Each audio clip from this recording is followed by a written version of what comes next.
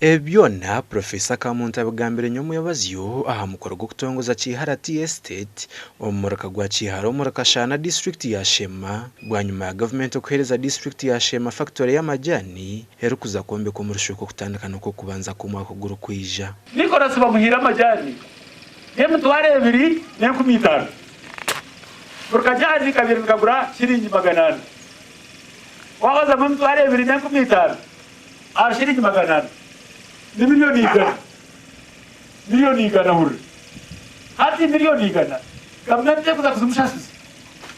ezimuhiri amajani gaga yagakoze nabi milioni igana iwota gahingire toine yona milioni 9 kandi kamnate basa kujuhereza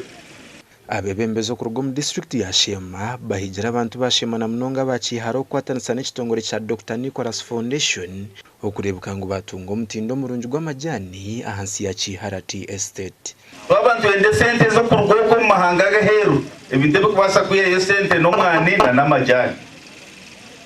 ebindi bitoke ntubatubuguza haza kogo za nanka konke kikubasa kurete sente nyingi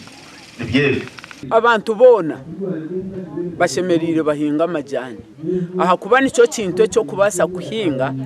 ukatunga sente utabandize kwanika utabandize kushekura utabandize kushubura so it's already made money.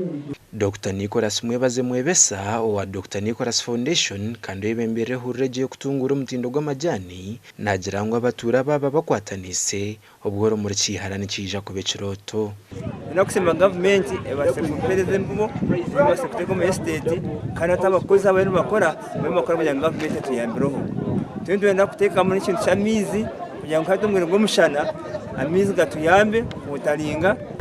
kandi beyi y'amajani umunsi yona ecamani nubora kugira ngo wagasota ecamani n'amababi akuwatandikana gumtindo gw'amababi bwe twayimanya ngwitwa abahinji kunito tukushoza agoma babi twakoraho mutindo twihamwe sente obwahati government yaherize kutensuguza amajani ziri kurenga miliyoni 13 mu district ya Sheema gasha kwa mai kwa twakire.